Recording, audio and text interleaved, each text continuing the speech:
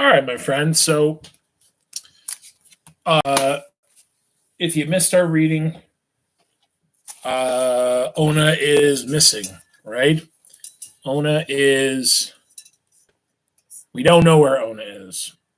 They woke up and there was a foot of snow and she did not make it back home. So, scary times, right? Scary, scary times. All right, let's run down some current events. So, today, and I'll be honest with you, I searched around. I didn't get the total number of New Yorkers today that we lost. However, I did hear that they keep saying that it's downward, but it really seems to me like it's more like we're on the plateau. I don't really feel like hearing the numbers that it truly is downward. I think we're down. I think we're lower than where we were, but I think we're still kind of like this, like we're right in the plateau. So again, there's a lot of news today. They already have some of the information from this testing that was taking place. We talked the other night. There was testing that was taking place at Price Choppers and other places. And what they're seeing is this. Out of the 3,000 tests that they did, here's what they found. They went to 40 different locations in 19 counties. They tested the blood of 3,000 people.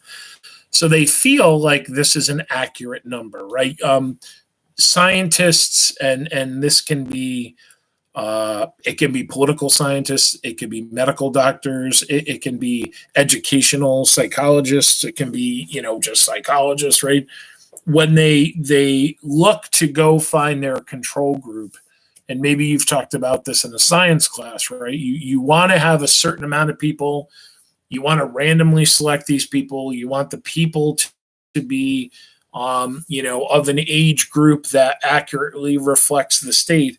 And then once you have that group of people, you say, okay, well, this kind of percentage wise lines up demographically with our state. So hopefully this is going to be a good reflection of what's going on. So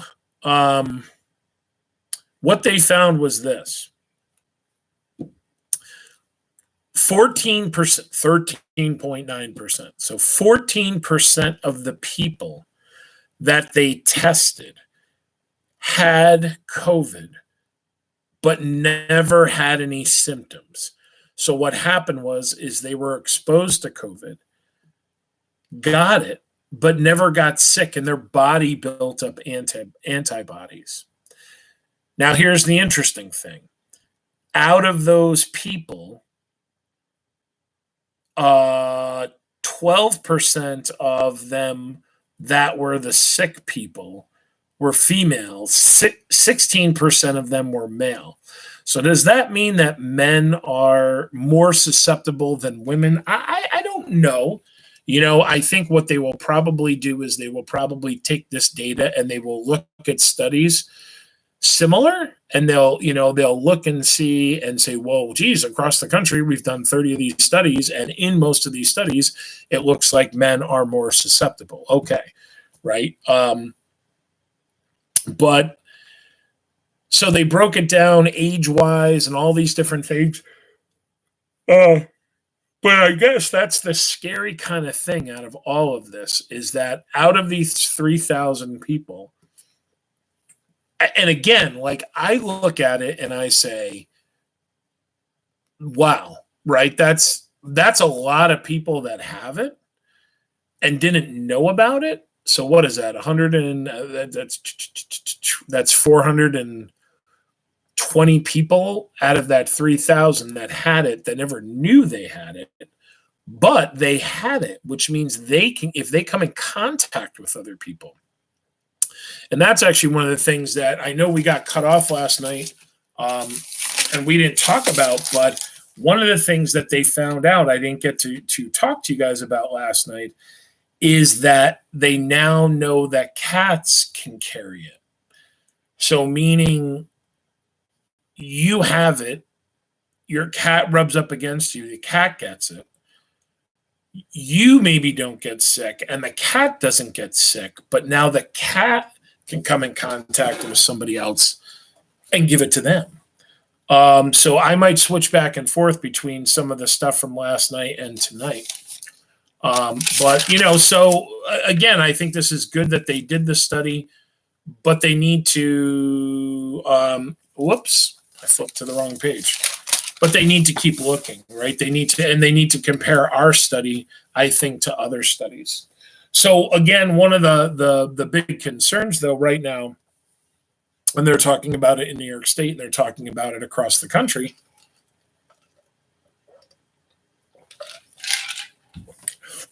is a second wave. So in the summer months, just like the flu, they're saying that this will go away. However, that doesn't mean that it's going to be gone. So in the fall, it's likely that it will come back. And I guess the question that they're asking is like, when it comes back, will the people that have had it and built up the antibodies still be able to fight it off when it comes back? Well, we have a vaccine for the fall. People don't know. And the big thing right now that they're really looking at is the place where it's really ground zero right now are nursing homes, right? Nursing homes are getting hit hard. And in our state, still a majority of cases are down in New York, Long Island,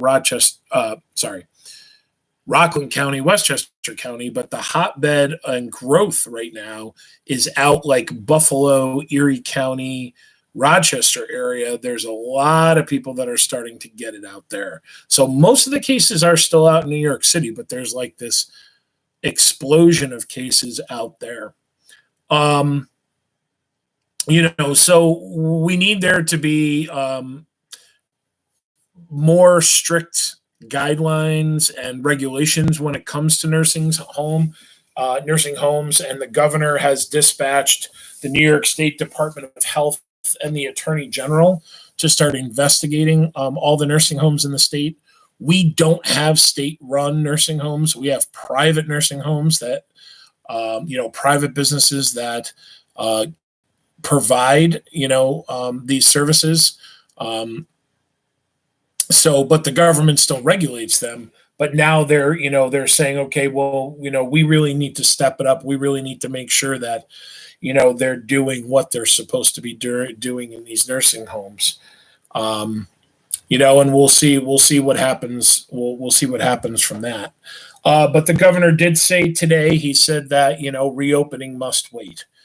We're not there. We're not there, so right now we're at April 23rd. New York is on pause until May 15th. I think pretty soon we're going to hear that it's going to be June 1st. I don't want it to be, but I think we're going to hear it. This week, 4.6 million more people were added to the unemployment rolls. So we now have over 26 million Americans that are unemployed. So 1.7 million loans. Oh my goodness, excuse me. Too much ginger ale. 1.7 million loans have been given out to small businesses to keep people in work. So, when that money runs out, which is about 8 weeks, right? A lot of those loans that are going out to businesses, to small businesses like Curry Freeze, like Tops, like Center Stage Deli, that's an 8-week lifeline, right? Hey, I have $10,000 in payroll a week. Okay, well, then we're going to give you $80,000. That's the deal. And as long as you keep your employees paid during that time, the loan turns turns into a grant. And I think you only have to pay the interest back, which is good. But it looks like it's going to be a while. Now, one of the things that we did not have a chance. Let me one other statistic from this testing. So what this testing in New York State is telling us is that if these statistics are accurate, then that means almost 3 million people in New York State have been infected. So on top of everybody that we know that's infected, there are a lot more people out there that are affected, but they built up the antibodies and they just never knew it. So, they're calling for the government, the federal, well, I think more the state government than the federal government, though the federal government wants it too, is they really want every single person to get tested. Like, if we really are going to have a chance to knocking this thing out, like wham, in one knockout blow, wham, you like those sound effects? Every single person needs to be tested, or as many people as possible need to be tested. So we shall see what happens. But that's 3 million people. It's a lot of people. So here's two things that are being discussed right now, my friends. Actually, one is no longer being discussed because the House just voted on it. So the House of Representatives voted 388 to 5. They approved, so it was 388 to 5, a $484 billion stimulus package. So we've added on another stimulus bill to the money, the $2.2 trillion that was already approved. So here's what it entailed. $484 billion. $310 billion is now going to go into that PPP, the Payroll Protection Program. So businesses are going to be able to go out there and apply for that 8-week paycheck or payroll loan, which as long as they pay their employees, it turns into a grant and they don't have to pay it back. So out of that $484 billion, $310 billion is now going to go into the Payroll Protection Program. So that ran out pretty quick. Well, guess what? Pretty soon it's going to be back open. The president, right before I went live, I read that the president said he wants to sign it tonight. And it was interesting to see the members of the House of Representatives today in the House, and they all had on their masks and walking into the Capitol with their masks. And, I'm assuming that's not everybody. That's probably about 40 members that were missing out of the House. So, yeah, about 40 members missing.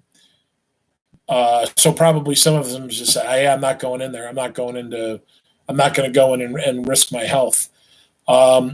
Now, also $75 billion is going to go to aid hospitals. So again, one of the big problems is that, our hospitals, ladies and gentlemen, don't only do emergency stuff. They do a lot of elective surgery that we need, right?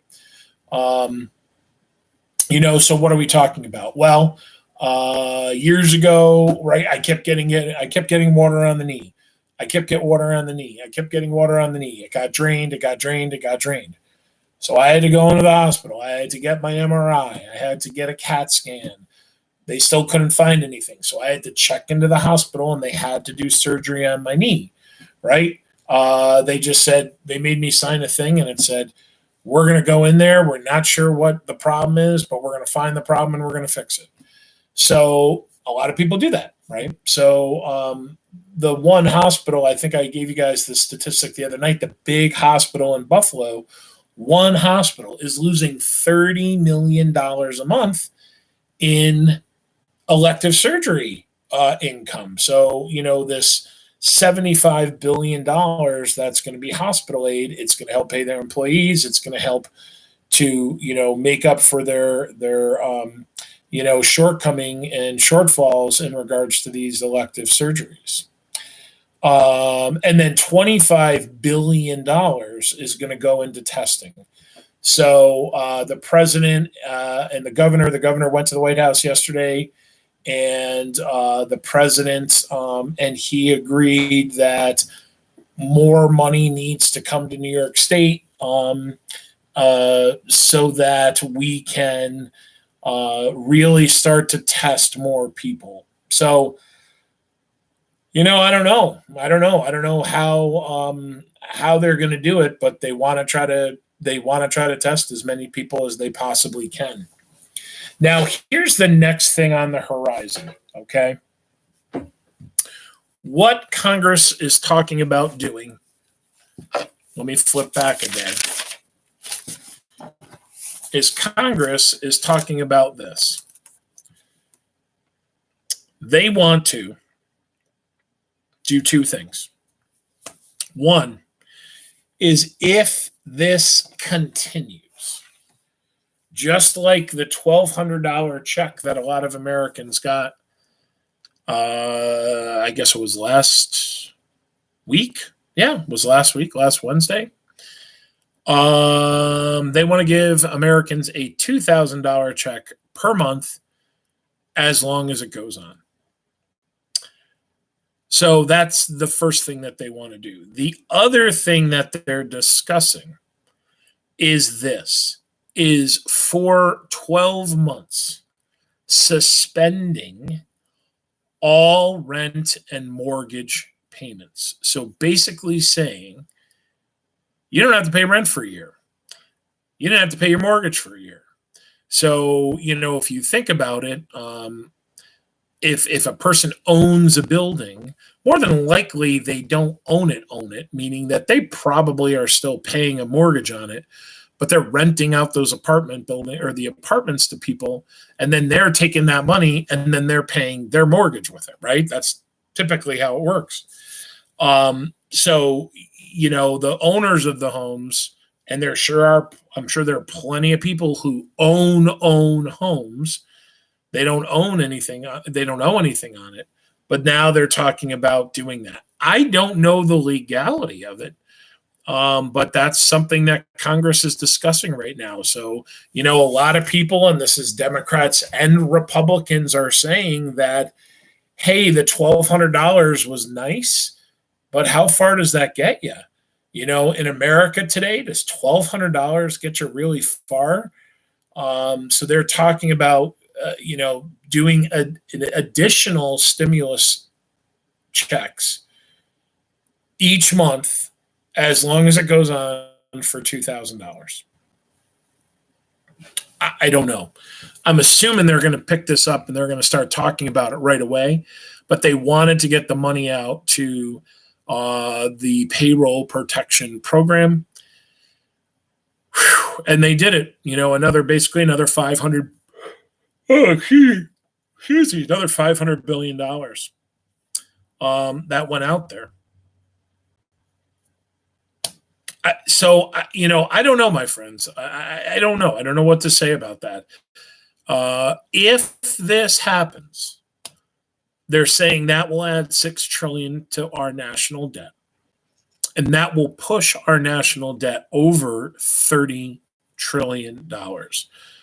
So the question is do we go farther into debt, or do we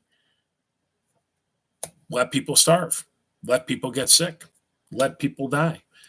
Around the country, there are people that are protesting, and there are people that are saying, It's time for us to get the country open again and to reopen businesses and to let people go back to work. And I don't think it's a majority of Americans that want that, but it's a growing number of people. There were major, there were big protests. There was one in Albany yesterday, Kentucky, Virginia, in the Carolinas. And one of the interesting things that I read this morning is that in Kentucky, they can directly tie the spike in COVID cases to the protests. So they know that a lot of the new cases that are starting to spring up there apparently are directly linked to people that were at these protests. So I don't know. I don't know what to say about that either. I don't think this is a hoax. That's what I know. I think some people think this is some kind of government conspiracy, and I don't agree with that. But I'm not a scientist, and I don't know if we're at a place where we can really open things up again. And again, I guess what I just keep thinking about is that so many of the cases in downstate New York, in Rockland and Westchester County, where a huge percentage of the people that got sick downstate it was one guy walked into one church and gave it to 200 and something people in one church event. So, that's what I think is the scary part of this is if you get a student that walks into cafeteria B that has it, whoa, that means 200 kids in Caf B have it. That means, or could potentially have it. That means 200 kids go home to their families, and then their families are exposed to it, right? And then all those families, the parents go to work the next day, this and that. So, in a very short period of time, before anybody really gets sick, thousands of people have been exposed to it. And I think that's kind of the scary scenario is that it's like an avalanche, right? It's like the snowball effect. And that's what scares me. That's what's a little scary to me. I keep flipping the wrong way. All right, let's do this day in history, and then we'll call it a night. We're doing okay on time. Interestingly enough, in 1564, William Shakespeare was born on this day, April 23rd. Here's the other interesting thing. In 1616, Shakespeare died on this day. So not only was he born, but he died on the same day. Now, here's the very interesting thing. There is no record of his birth. However, there is a record of his baptism. And the custom was always on your third day on this earth, you would be baptized in England. So, do they know that today is technically the day he was born? Well, no.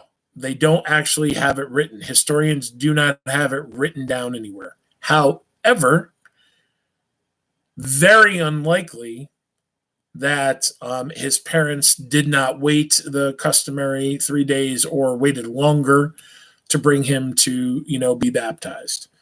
But anywho, William Shakespeare, everybody. This was kind of an interesting one.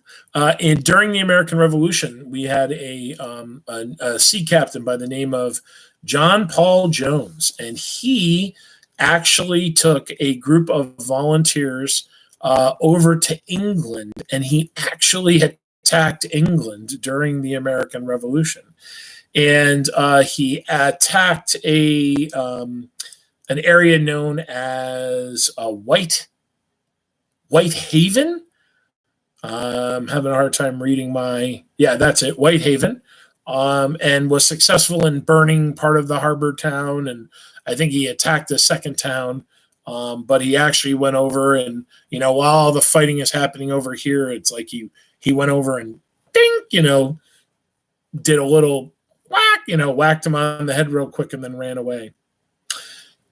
So 2 days ago, we talked about the first group of people ever to witness in 1896, witnessed a motion picture machine. And on this day in 1896, the first time people paid to see a motion picture in a theater in New York City. On this day in 1969, Sirhan Sirhan was sentenced to death. And Sirhan, I think a lot of people, a lot of people forget about this, but Bobby Kennedy, who was John F. Kennedy's little brother, he was the Attorney General for John Kennedy. And in 1968, he was running for president. And this guy, Sirhan, walked up to him during a campaign rally and boom, shot him dead. It wasn't like today where there's Secret Service everywhere. But not only was John Kennedy assassinated, so was his younger brother in 1968. And more than likely, I don't know. He probably would have. He might have beaten Nixon. I'm not too sure. He might have. On this day in 1975, Gerald Ford, our only unelected president. And what I mean by unelected is that Richard Nixon had resigned and Spiro Agnew, his vice president, had resigned.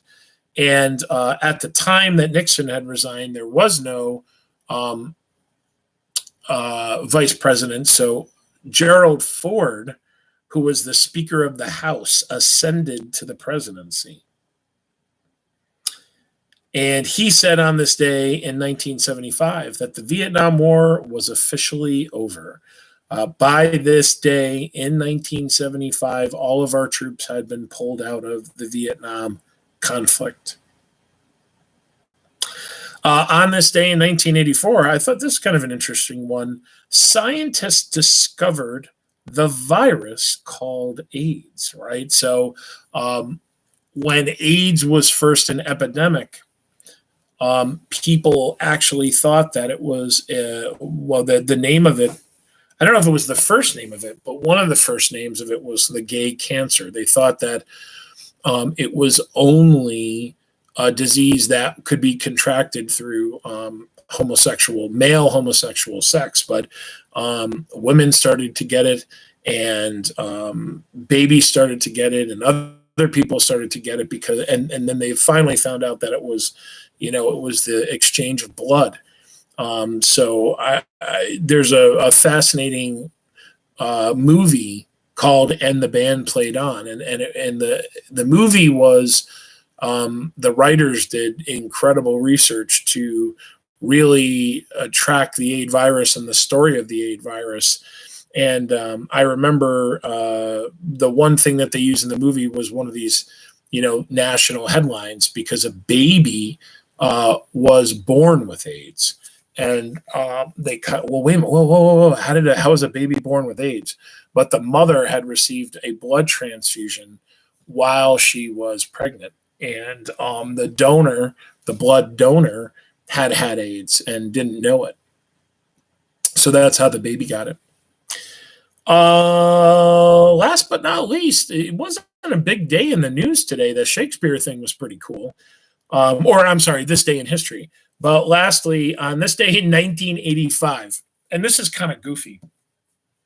In 1985, Coke got rid of, you hear Stella yelling at me. They said, we're going to try this new thing. We've had this Coca-Cola recipe for I don't know, 100 years or something like that. Now we're going to try this new recipe. We're going to call it New Coke. Okay, New Coke. Whoa. And they thought it was going to revolutionize everything, and people were going to, because this is, I guess, kind of the time when people started, like, the amount of sugar in what the amount of sugar in sodas was kind of getting to people.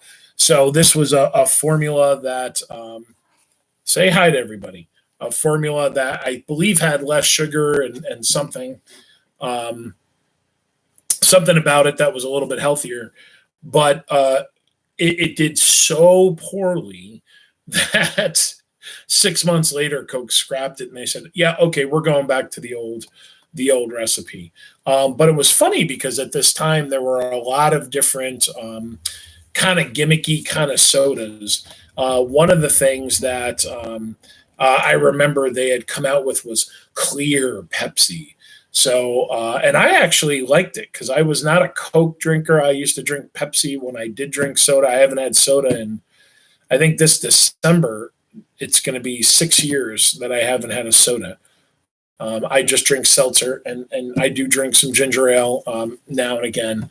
But it was clear Pepsi. So if you drank it, and they used to show, they used to do these like commercials on TV, these taste tests, and you would see somebody and they would drink it and they'd say, "Oh, that's Pepsi," and then they would drink the other one. "Oh, that's Pepsi too.